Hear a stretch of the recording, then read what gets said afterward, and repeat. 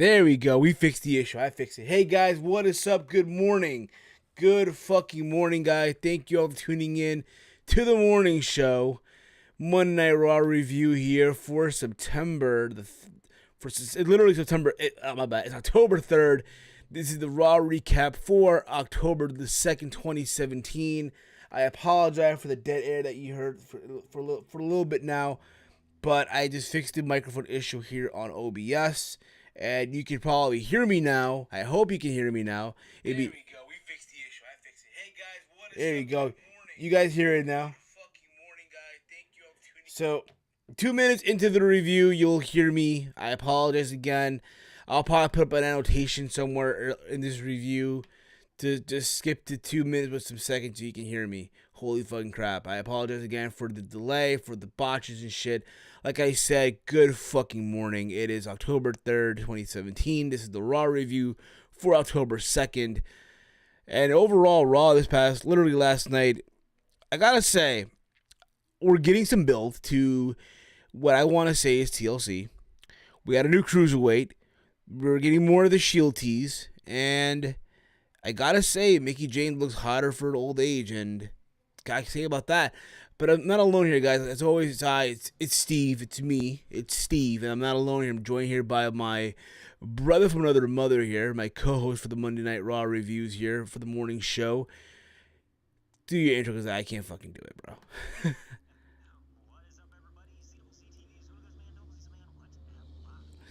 That's right. You can hear yourself, Zach, in the stream. You can hear yourself, right? By the way, I want to make sure here. I don't want to, you know what I mean? I don't. All right, good. So I had an audio issue with OBS. It happens, okay? No one's fucking perfect, okay? But Zach, how you been? How's your week been?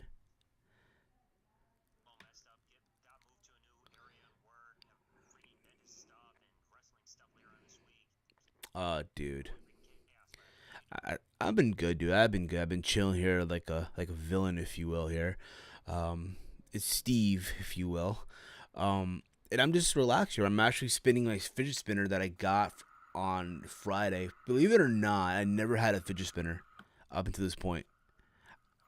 So I went to the mall on Friday. I bought a hat, and with the purchase of a hat, they give you a free fidget spinner. And they gave me this black metal one. It's pretty cool. Pretty fucking cool. I'm spinning as we speak here. But guys, thank you all for tuning in live here. If you're new here, hit that subscribe button down below. Give this video a big old thumbs up and share this video, the stream, what have you, throughout your entire social media platforms. We're gonna get into Monday Night Raw. And thank you all. You guys are so fucking awesome. Okay, so fucking awesome. So Zach, like I said earlier, we're getting the build up now to TLC. And again, there's a lot of things going on. What do you think, bro? Overall, what do you think?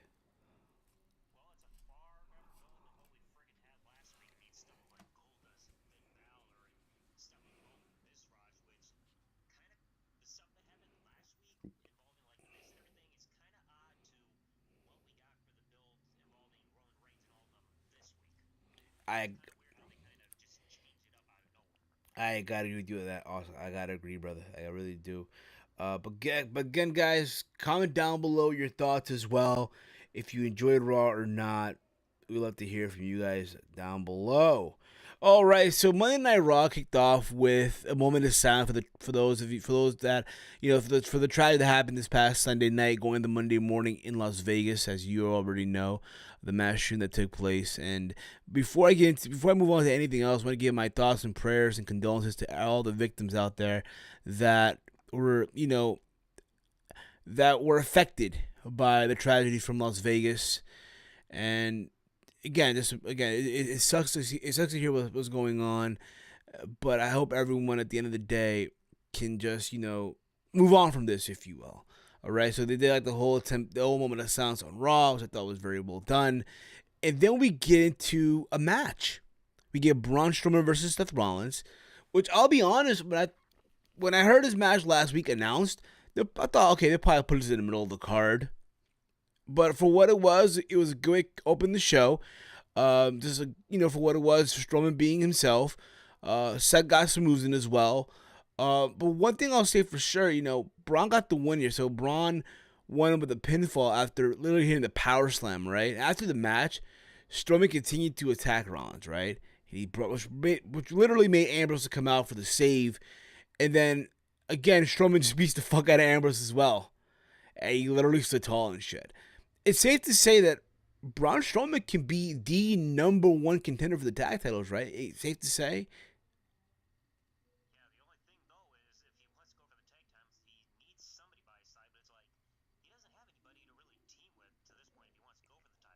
I mean, he could be. I mean, I get what you're saying. I totally do. But at the same time, it's like, yo, like, he's been so dumb. Does he fucking need a partner? Think about it.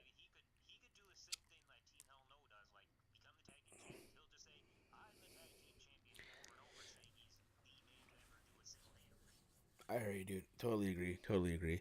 But at the same time, I'll say this. If there's anyone that could be his partner, I'll say it should be Big Show. Believe it or not, I'll say that. To me, it should be Big Show. But other than that, after all this, right, we had interference from the Bar, right? Because again, they are the Bar, and they actually have a fucking T-shirt. The fucking Bar. It's fucking amazing. Um, and they came out, tried to attack pretty much Rollins and Ambrose, which they did, laid them both out, and they stood tall. So literally, going into the show, not a really, really good night for our beloved tag team champions. What can you say, right?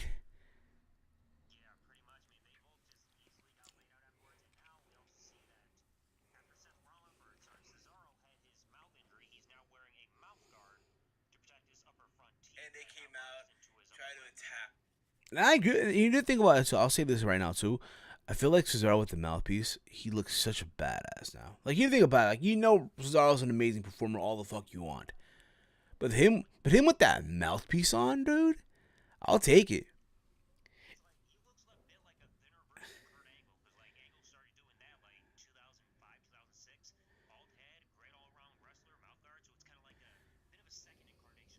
I totally agree. Totally. You know what's funny? They even came out with the Cesaro shirt. Apparently apparent. Yeah, it's so fucking hilarious. S-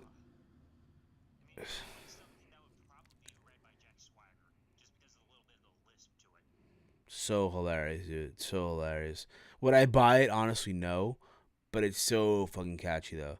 So fucking catchy. Let everybody know on Twitter that we're live as well. Here, you can follow me on Twitter at HeelStevie. You can follow the Double ZTV over on Twitter at TheDoubleZTV as well. So give him a follow. Also, moving before I get moving any further, I want to give a big thank you to at Salrex Gaming for the awesome layout that you see here. Again, if you are a YouTuber or a podcaster out there and you want some awesome layouts done or logos done or any graphics done for your YouTube channel, your podcast, what have you, hit up Salrex Gaming on Twitter at Salrex Gaming. He has done layouts not just for me, but for OK Fabe, Salmos for Sounds Off, the Joe Cronin from the Joe Cronin Show, That Ass Podcast, just to name a few. Hit him up. He does amazing work, all right? After this, we get another match. We had Elias versus Titus O'Neil, because apparently, if Elias beat fucking, Apollo Crews, why not fucking go after Titus O'Neil? Because fuck it, why not? And I gotta say, this match was just there for me. Here's the thing about I like Elias. I think Elias is amazing, right? Elias reminds me of that throwback, like one of those heels from like back in the day, right? He has that look to me. Like I said it before. I said it on the podcast a while back with Walter. I feel like Elias looks like what would happen if Seth Rollins would have fucked Eli Drake. That's the best way to describe Elias, right? But bulked up and shit, you know what I mean? Or Rollins on steroids, if you will. Um, but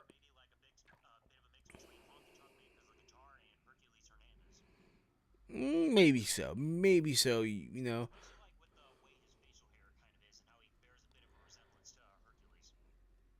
Maybe so, dude. Maybe so. But other than that, like, hey, listen, dude. The match for what it was, I'll say this: the match was there, okay.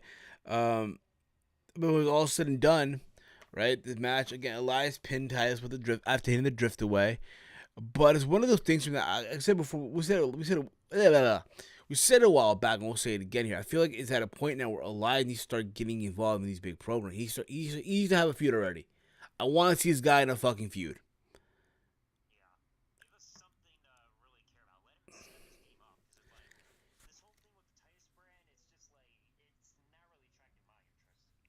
Exactly, dude. He needs to be in the feud already. He needs to actually have something going on right now. And it's one of those things where I'm looking at him like, come on. It's like, how many months has he been already on the main roster? Like, come on, give him a feud already. Even if it's a mid-card feud, why the fuck not? All right. After this, we had Mickie James versus Nia Jax. Because apparently, backstage, like early in the show, right, there's this whole rib that Alexa Bliss played on Mickie James, where apparently she gave Mickie James a walker and a pack of Depends diapers. Throwing more rib because apparently, again, she's a senior citizen. And apparently, this whole thing is like, okay, apparently, it's one of those things where, hey, they're fighting because apparently Alexa Bliss called Mickie James an old lady. That's the vibe I'm getting. I know it's cheesy as shit. It's cringy, it's corny, but it's WWE for you, okay? Um, it's just. And apparently, this whole. Again, so then Mickie was mad because of all this shit that went down, right? So she went to confront Alexa Bliss. She ran to, again, the locker room area, to Alexa's locker room, knocked on the door, opened the door. Now came Nia Jax. And Alexa, hey, listen, if you want, you can fight Nia, and Mickie James accepted. That's why they're having the match. And I'll say this: for the first time, I felt like Nia Jax looked really, really sloppy. I don't know about you. I felt like she looked really sloppy in this match.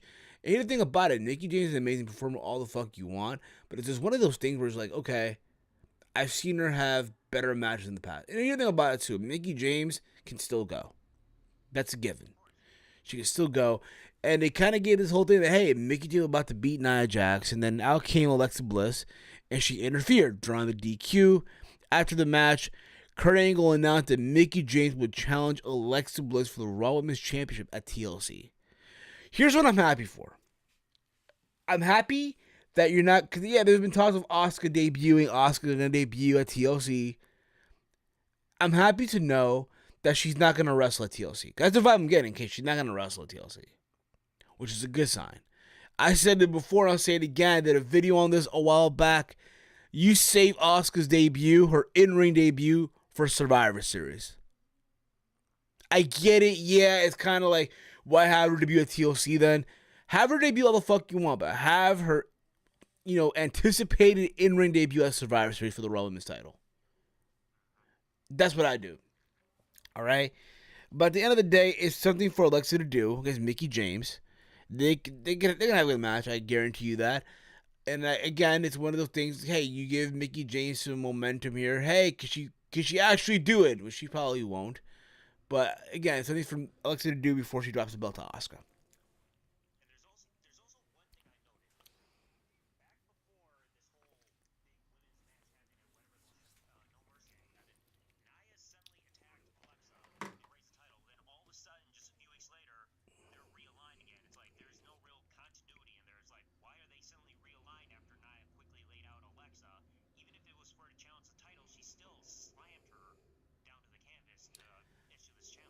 Because WWE for you, bro. But again, it's something for Alexa to do before she drops the belt. It's WWE, bro. No continuity, no organization. Just fuck it. Here it is. Take it for what it's worth. Shut up. Take my fucking money. That's what it is right now with WWE right now. Anything that sticks, let it fucking work. Okay.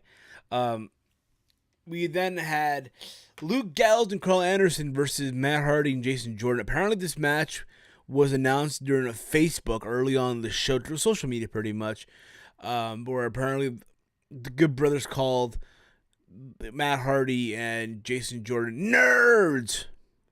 Can we get that? Can I get that in a shirt? Nerds. Like, can I get in a shirt where fucking Luke Gallows pointing at someone calling them a nerd? I'm just saying that could sell. I'll be honest, this match just felt eh. Like, why are they teaming? Why is Matt Hardy and Jason Jordan teaming up? If you notice, Matt Hardy cut his hair a little shorter. Kind of reminded me of his, old broken days. Yeah, from like Impact Wrestling back in the day and shit. Um, Again, listen, I think it's one of those things, right? It's a situation right now where with Matt Hardy, something needs to happen. Either you put him in a singles, you give him a singles run, but you let him be, the woken Matt Hardy, not broken, because you can't do broken, right? Or you start feuding with Jason Jordan. I don't fucking know. You know what I mean?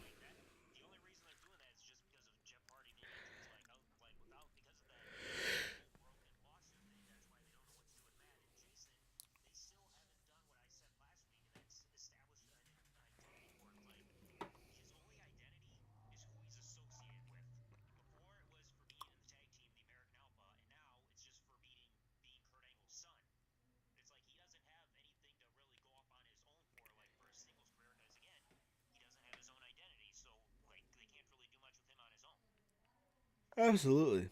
Absolutely, dude. It's one of those things, again, where it needs to happen ASAP. You know what I mean? But I'm happy to hear that Luke Gallows and Carl Anderson got the win here. That's what I'm happy for. Because every single time I see fucking Anderson getting pinned, so good for them. Finally, they got a fucking win. One of the big advertised matches on the show was Roman Reigns versus The Miz for the Intercontinental Championship. Because remember last week on Raw, the big dog beat The Miz via pinfall, right?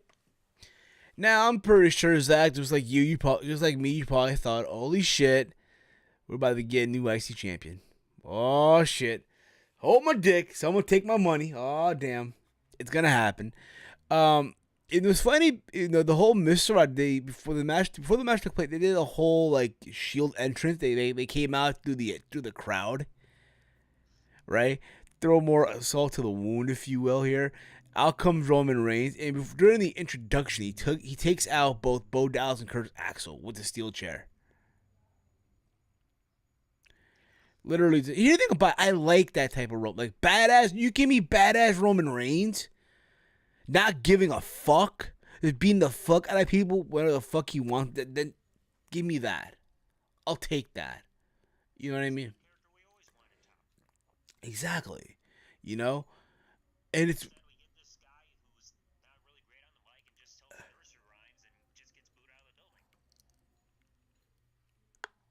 course.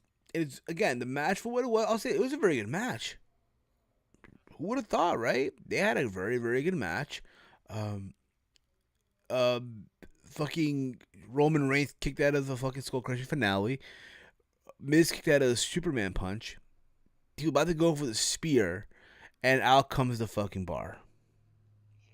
The bar comes out. You think, okay, it might be the Miz Taraj, but the bar comes out, and they attack Roman Reigns, call disqualification, and then the Miz gets involved as well, and literally Uh, Cesaro hits the neutralizer. Sheamus hits the bro kick, and then the Miz hits the skull crushing finale. The crowd are chanting "Shield, Shield, Shield." 'Cause you know where this is going, right? They're chanting "Shield, Shield, Shield," and it's one of those things where Cesaro gets into the ring again, like all right, and they do the triple power bomb on Roman Reigns, and then they do the fucking fist bump. Okay, if the idea is to do at TLC the Shield versus Cesaro, Sheamus, and Miz, I would rather see that over the Shield versus the Miz Taraj over night and day. At the same time, it did change the fact that this is all the plot, it's all the plan just to get people to get behind Roman Reigns before going into WrestleMania. That doesn't change at all, whether you all like it or not. It's funny too because people were actually cheering for Roman Reigns here. I don't know if you caught that or not. People were actually chanting "Let's go Roman." I heard.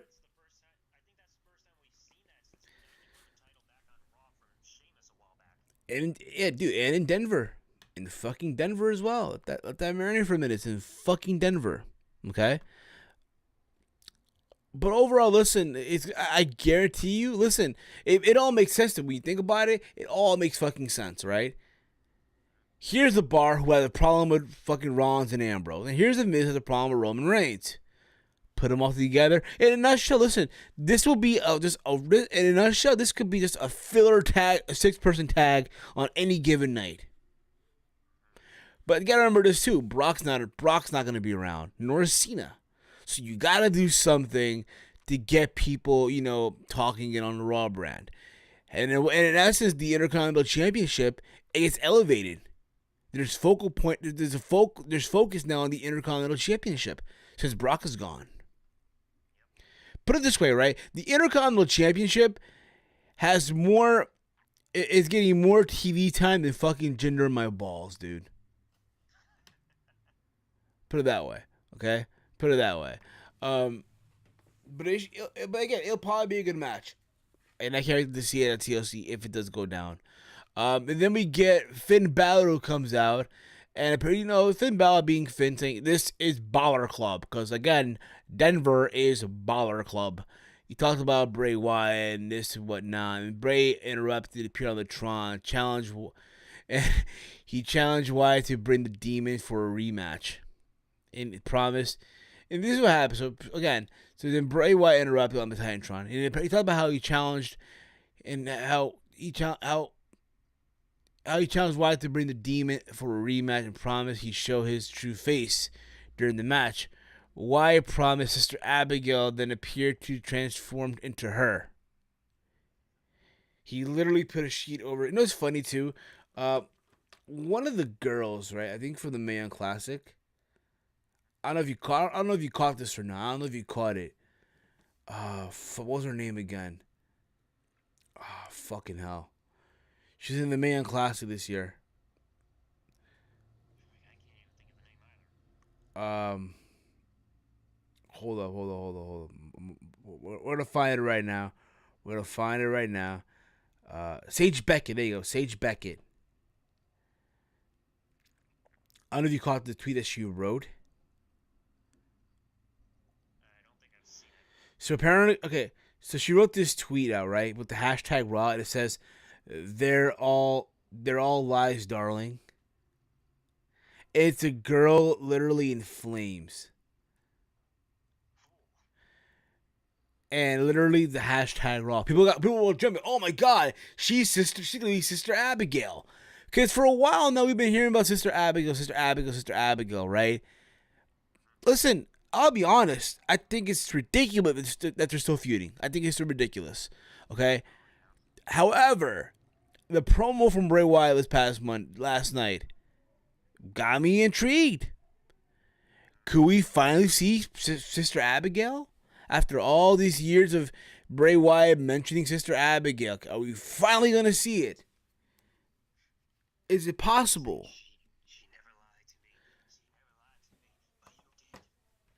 Could we finally see Sister Abigail, Zach, on WWE television? It's possible. It's weird. Even during that promo, you saw a whole thing where Bray was on the Titantron and it changed into this other person, who I swear kind of looks like one of those haunted figures you would see kind of in a horror movie. But when you looked at it, it looked like Bray had his sheet, like you tried to mention, and it looked like he had that white, almost like Phantom of the Opera mask that he had after he had his injury in NXT or FCW or whatever, which kind of also looked like the mask that Undertaker had in late '95 right under it. Exactly, dude.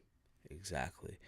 But yeah, that was that. Again, listen, as long this whole thing would be pointless if there's no Sister Abigail. I'm sorry. That's all I'm gonna say right now. It's always going to be a mystery on who it's going to be. I think I even heard rumors they actually wanted to bring in Bray's real life sister into WWE maybe to do this, but nothing's really confirmed yet. But it's it would work. Keep it in the family, a real life family member as part of the storyline. I would say bring Paige in at this point in juncture, right? You bring Paige, or if not, there's a girl in NXT. She was part of the Mae Young Classic. Sarah Logan, Crazy Mary Dawson. I let it. If they went with Paige, it would finally give her something new to do by Bray and Raw, because I don't think they've announced any possible plans for her yet. Would be also good, Sister Abigail, even though she's not in WWE. Rosemary.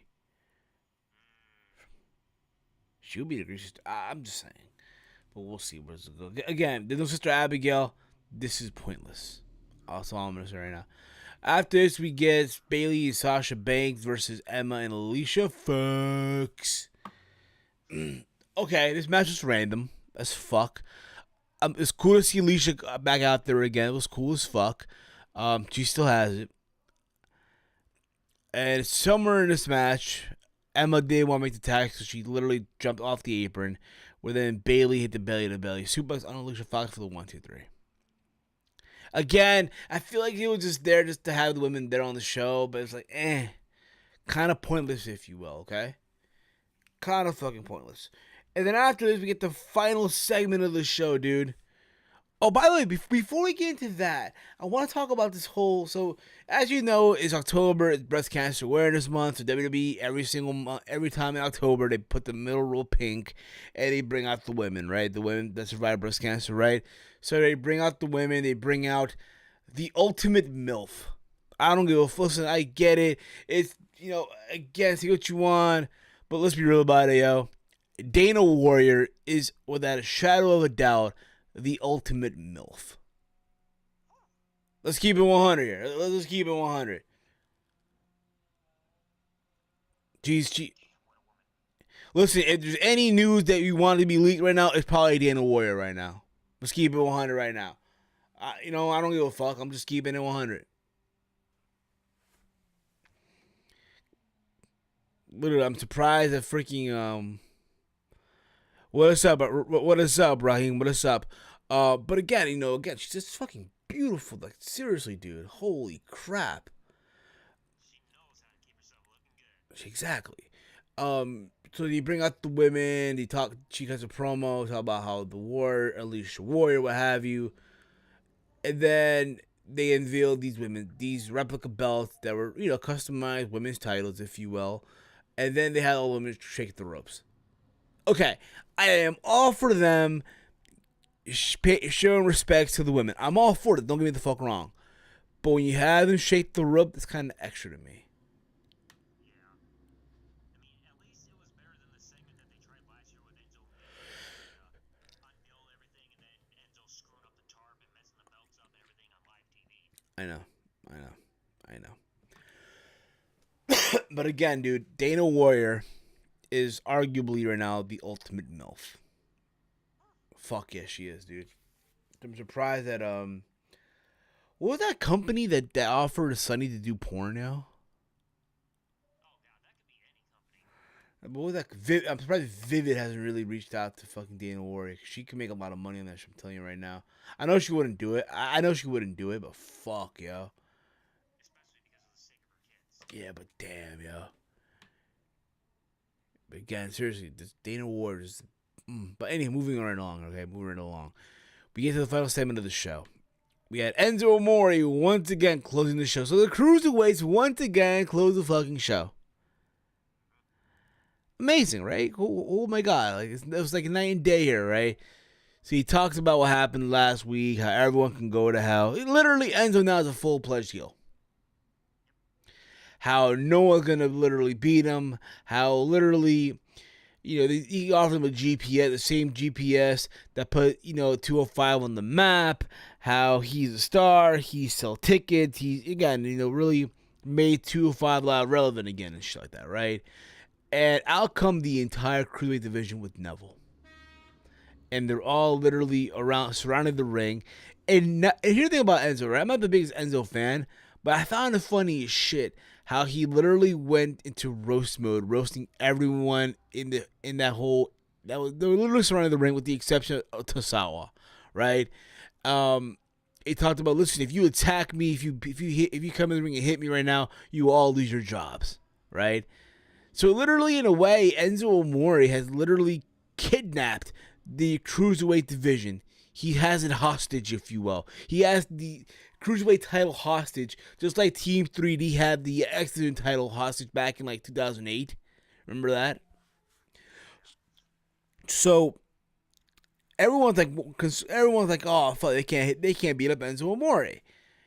And then out comes Kurt Angle, right? And Kurt Angle's like, hey, listen, it's true what Enzo's saying. If you attack him, you all will lose your job. However, he signed a new cruiserweight to the cruiserweight division. He has a new signing to the cruiserweight division, and this person can hit you with whatever the fuck he wants to, right? Like, he is not affected by this clause. And when I heard this shit, a part of me said, okay, it's probably Corey Graves. Can you think about it, right? On Twitter, Corey Graves and Ender were going at it this past over the weekend. So maybe it's seriously think, okay, maybe it's Corey Graves, right? Think about it. Out of It would make sense, but then again, you got the whole concussion thing. I don't think WWE's ever going to try to make it tease it. I don't think they would ever give it a full green light. absolutely, yeah, of course. And then again, it was so dramatic. Oh my god, who's it gonna be? Then out came Kalisto. And you think about it, Kalisto should have been there a long time ago. You think about it, he was on Raw now ever since the Superstar Shakeup, and I'm surprised they didn't put him in the cruiserweight division then. If you remember last year's Survivor Series, it was Kalisto. At the time, was part of SmackDown Live, was going up against Brian Kendricks, who was at that time the cruiserweight champion. The whole stipulation was if Kalisto would have won that match, then the entire cruiserweight division would have moved to SmackDown Live, which never came about because Baron Corbin got involved. So here we go. Hey, listen, I'm happy for Kalisto, but at the same time, it just felt like very, very anticlimactic in a way.